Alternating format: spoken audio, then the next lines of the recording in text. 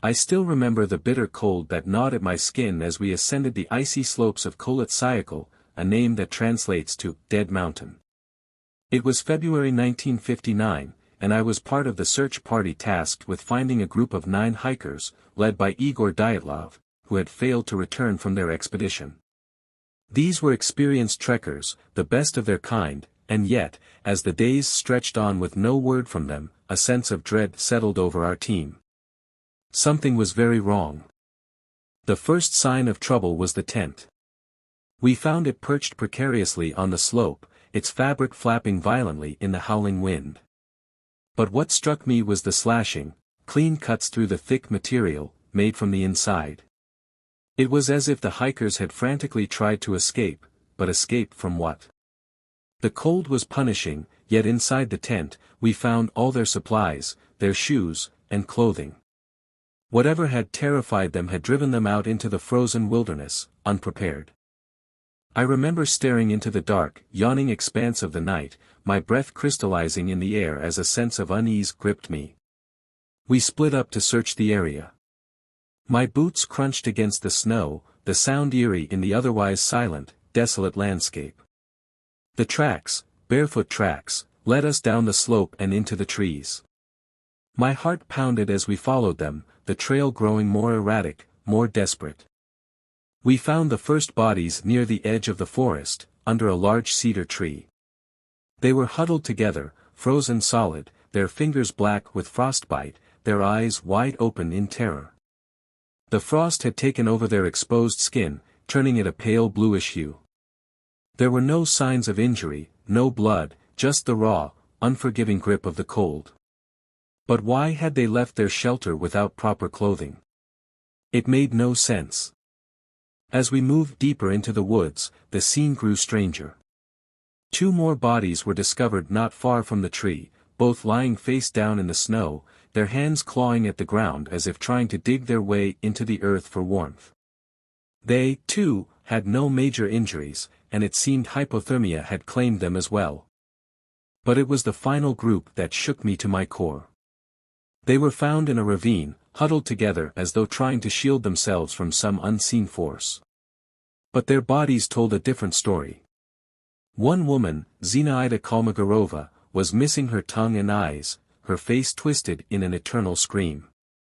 2 of the men had massive internal injuries, their ribs shattered as though they had been struck by a force so powerful it could have been a car crash. Yet, there was no external trauma, no bruising, no cuts, just broken bones. I stood over their bodies, trying to make sense of what I was seeing. What could have caused these injuries? What had these poor souls encountered on that mountain? My fellow investigators were just as perplexed. There were no signs of an avalanche, no evidence of foul play. It was as though they had been assaulted by the very mountain itself. The official report, once the case was closed, listed the cause of death as a compelling natural force. But what could that possibly mean? Theories swirled: an avalanche, secret military testing, or even an extraterrestrial encounter. None of them satisfied the gnawing sense of horror that settled in my gut. Months passed, and I couldn't shake the memory of those frozen bodies. I needed answers. I returned to the mountain alone, determined to find some closure. The locals told me of ancient legends about Kolat, about spirits that roamed the mountain, feeding on the fear of those who dared to cross its path. But I was a man of science, not one to be swayed by superstition. One night, as I camped near the same spot where we had found the tent, something strange happened. A wind, unlike any I had ever felt, whipped through the trees, howling as though it carried voices, whispers that danced on the air. I saw lights, faint but undeniable, flickering far in the distance. It wasn't human.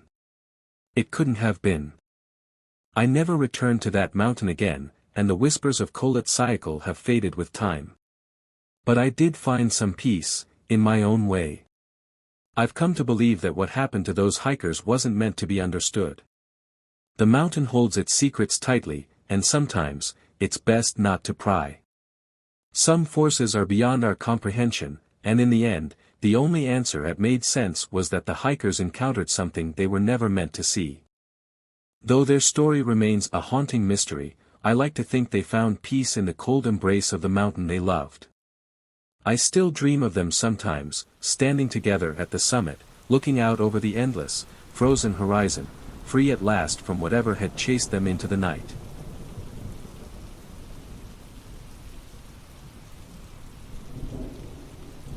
I'll never forget the day I first met June and Jennifer Gibbons. They were already infamous by the time they were admitted to Broadmoor Hospital. The Silent Twins, they called them, though calling them silent didn't quite capture the intensity of their presence. I was a young psychiatric nurse, newly stationed at Broadmoor, and had heard all the strange rumors about them. People said the girls shared a language no one else could understand, that they were so bound to each other that their silence felt like a living thing, thick in the air around them. It wasn't long before I realized just how strange things really were. June and Jennifer were identical twins, but something about them made them feel more like mirror images, one reflecting the other in ways you couldn't quite explain. When I saw them for the first time, they stood together, side by side, motionless. They wouldn't meet anyone's eyes, not even each other's, and yet, you could tell they were communicating. In the few brief interactions I had with them early on, they never spoke to me directly, just that strange, quick whispering to one another in their secret language. Broadmoor was a hard place for anyone, but for the twins, it seemed like it intensified their strangeness. There was an undercurrent of unease around them, even among the staff. The nurses, hardened from years of working with violent and unpredictable patients, seemed oddly wary of the girls. It wasn't that June and Jennifer were dangerous in the usual way. It was something deeper, something we didn't understand. Their behavior grew more erratic. They were prone to long periods of near catatonic silence, followed by sudden, violent outbursts where they would attack each other, only to collapse into an embrace afterward, as though nothing had happened. They'd claw at one another's faces, only to weep into each other's arms minutes later. And always, they spoke to no one but each other, a language filled with strange rhythms and clicks that sent shivers down my spine. But there was something else, something even more unsettling. Whenever one of them was sick or hurt, the other would suffer, too. It wasn't just sympathy pain, it was as if their bodies were connected on a level that defied explanation. One night, Jennifer fell ill with a high fever. Within hours, June was bedridden with the same symptoms, despite being perfectly healthy just moments before. The doctors were baffled. It was as if their very lives were intertwined in ways we couldn't fathom. Then came the day everything changed. By 1993, after years of confinement at Broadmoor, the twins were being transferred to a lower security facility. There was a palpable sense of relief among the staff, perhaps being away from Broadmoor's oppressive environment would help break their strange bond, or at least allow them to live more normal lives. But something had shifted between them, something none of us understood until it was too late. The day of the transfer was strange from the start. Jennifer had become unusually quiet, even for her. There was something almost resigned about her, a weariness in her eyes that hadn't been there before. June, too, was different. She seemed more alert, more focused on everything happening around her, as if she was seeing the world through new eyes. During the drive to the new facility, Jennifer suddenly slumped forward. At first, it seemed like she had just fallen asleep, but something was wrong. Her breathing had become shallow, her skin pale. By the time they reached the facility, Jennifer was gone. The cause of death, acute myocarditis, an unexplained inflammation of the heart. There was no warning, no symptoms leading up to it, just a sudden, inexplicable end. I'll never forget the hollow feeling that settled over me when I heard the news. Jennifer was dead. The doctors couldn't explain why. There were no signs of foul play, no history of heart conditions. It was as if she had simply given up. The strangest part, though, was June. In the days following Jennifer's death, June began to speak, slowly at first, but with increasing ease. It was as if the barrier that had kept her locked in silence for all those years had been lifted. She told us that she and Jennifer had made a pact long ago, an agreement that only one of them could survive. Jennifer, she said, had willingly given up her life so that June could live. It was a chilling revelation, but the way June spoke about it was almost peaceful. Over the weeks that followed, June transformed. She became more sociable, more open.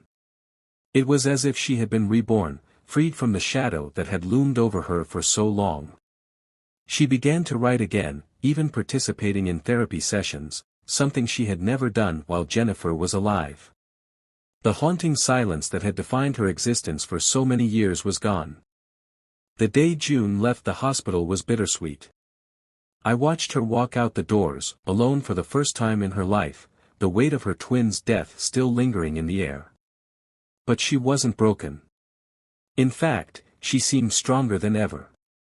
There was a quiet determination in her, as if she was finally stepping into a world she had been kept from for so long. In the years that followed, I'd hear bits and pieces about her from time to time. June had found some peace, living a quiet life in Wales. She never stopped missing Jennifer, of course, but she learned to live without her, something none of us thought was possible. It was as if Jennifer's death had been the final act in a story that neither of them could escape, but one that allowed June to finally be free. In the end, the mystery of June and Jennifer Gibbons was never fully explained. Their bond was something beyond our understanding, a connection that defied logic and reason. But as strange and tragic as their story was, it also had an ending I never expected, an ending of quiet freedom for the twin who had always lived in the shadow of her sister. Sometimes, late at night, I think back to those days in Broadmoor, to the eerie silence that hung between the two girls. And I wonder, in the quiet spaces of my own thoughts, if Jennifer's sacrifice was always part of some plan that only the two of them understood. Perhaps, in some way, Jennifer is still with June, a quiet whisper in the back of her mind, watching over her in the same silent, unspoken way they always had.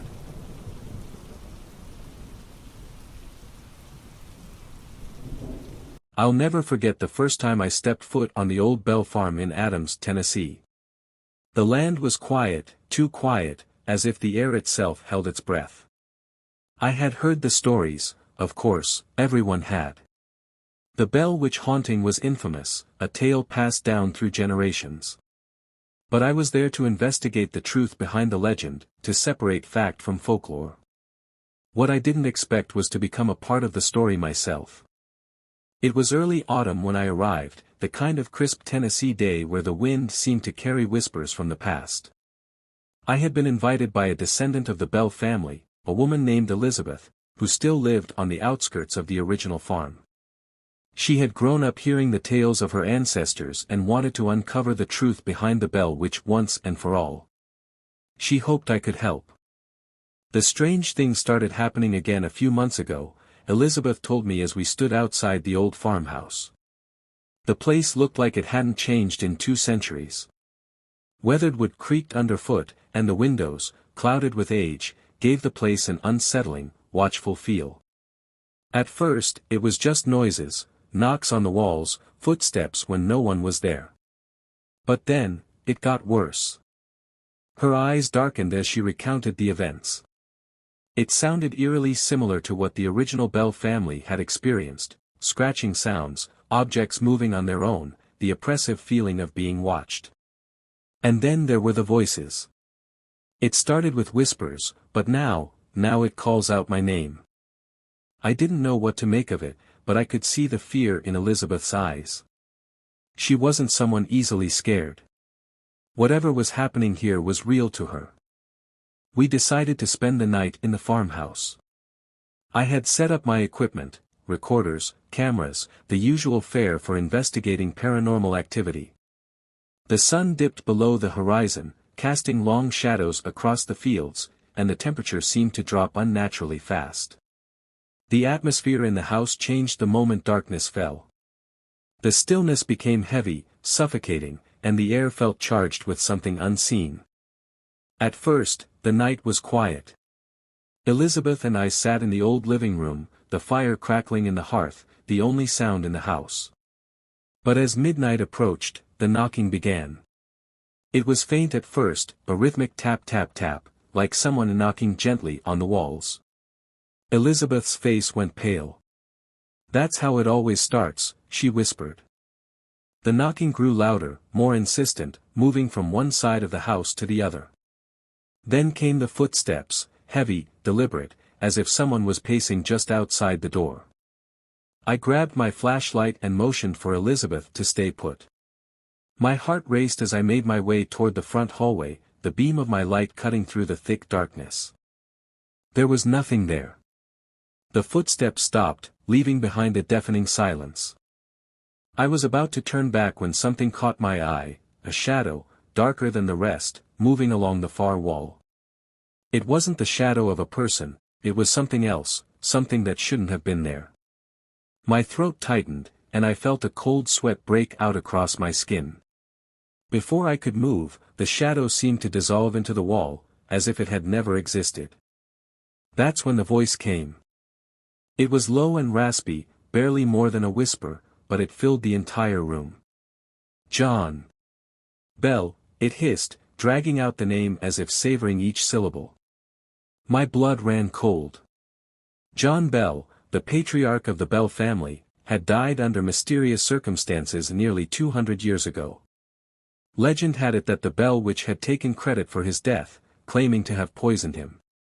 But hearing that name spoken in the dead of night, in this place, it felt like the past was clawing its way into the present.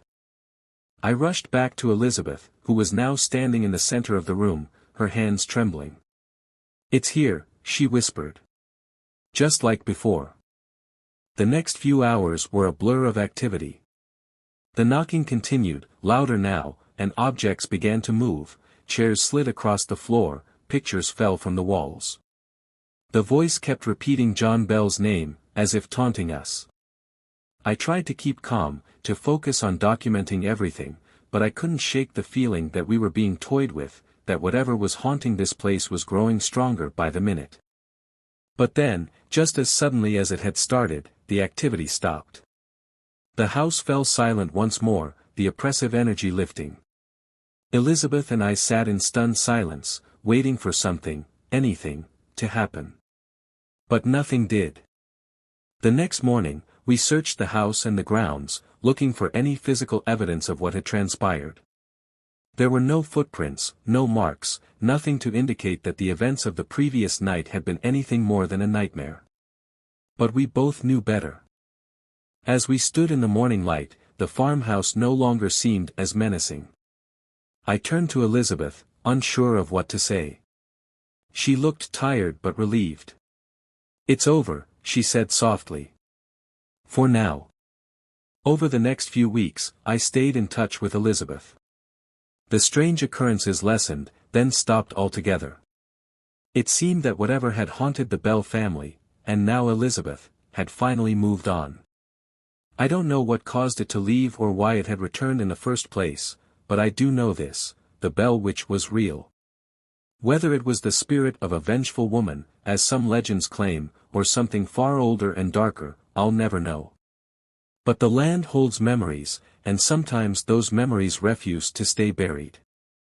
As for Elizabeth, she stayed in that house, determined not to let fear drive her away.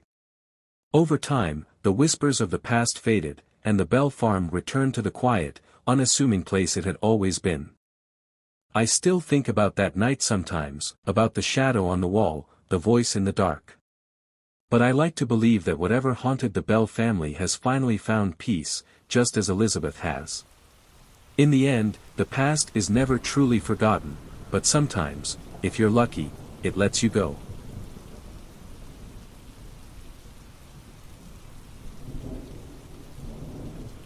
The first time I heard about the Broadest case, I was just another investigator sitting in a small, cluttered office. Nothing ever seemed to happen in Westfield, New Jersey. It was a town that prided itself on its quiet affluence, manicured lawns, charming streets, and a tight-knit community where everyone knew their neighbors. That's what made Derek and Maria Broadus's story all the more terrifying. This wasn't supposed to happen here. I was called in after the first letter arrived. Derek had contacted the police immediately, his hands shaking as he passed the envelope over. It was an ordinary envelope, the kind you'd get from a neighbor dropping off an invite. But inside was something much darker. The letter began innocuously enough, welcoming the Broadest family to the neighborhood. But then, it took a sinister turn. "Welcome to 657 Boulevard," it read. "I have been watching the house for decades. My grandfather watched it in the 1920s, and my father watched in the 1960s. Now it is my turn. Do you know the history of the house? Do you know what lies within its walls?" I remember seeing the look on Derek's face as he recounted the contents. The writer, this watcher, knew the layout of the house in intricate detail. They described rooms, windows, and hallways that only someone who had been inside would know. The letter went on to reference the Broadest children by name, which chilled me to the core. "I see your children playing outside. Have they found what's in the walls yet? 657 Boulevard needs young blood." That was just the beginning. The second letter arrived a week later. By then, Derek and Maria were living in a state of paranoia, their excitement about moving into their dream home twisted into something unrecognizable.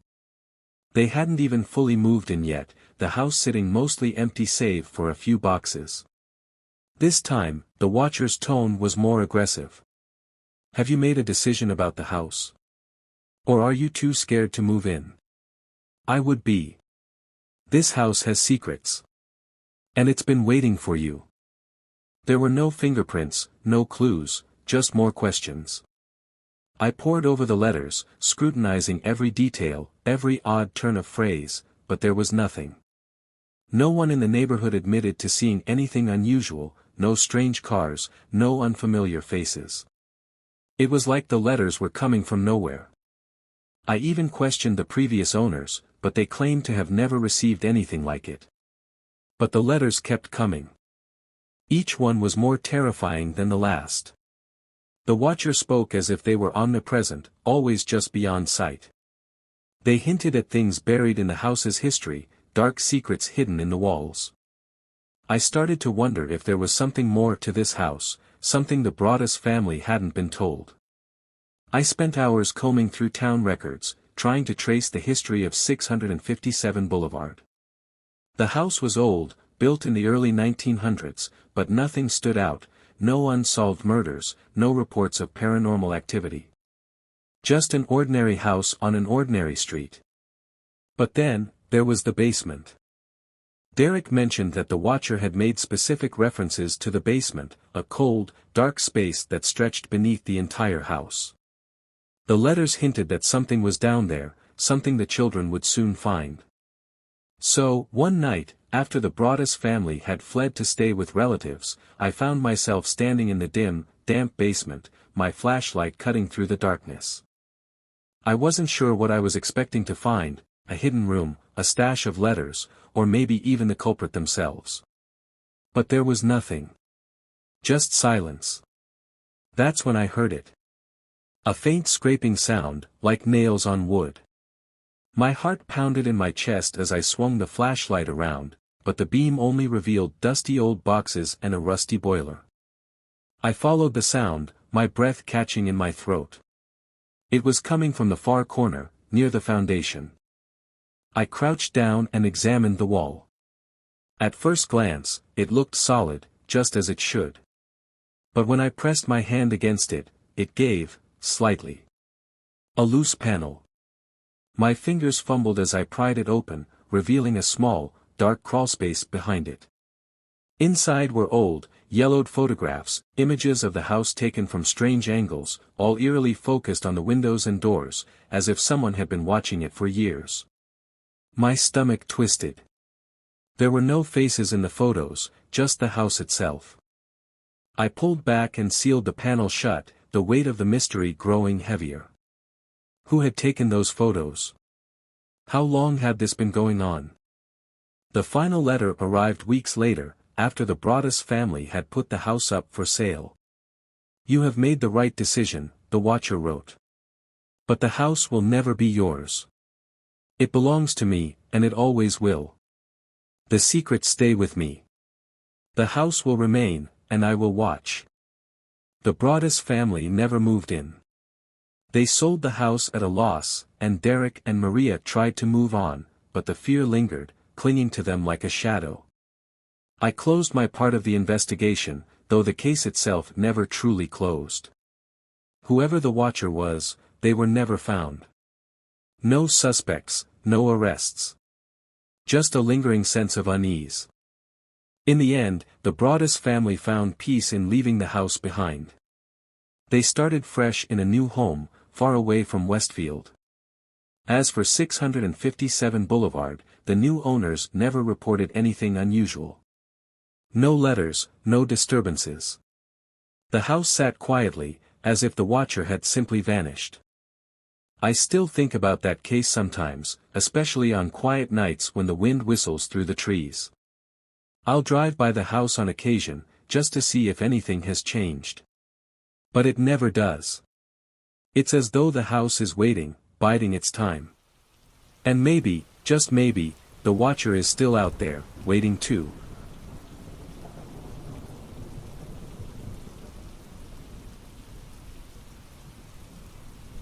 Thank you so much for watching and supporting my channel.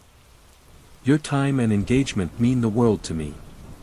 If you enjoyed this video, please don't forget to like, comment, and subscribe for more content. And be sure to hit that notification bell so you never miss an update.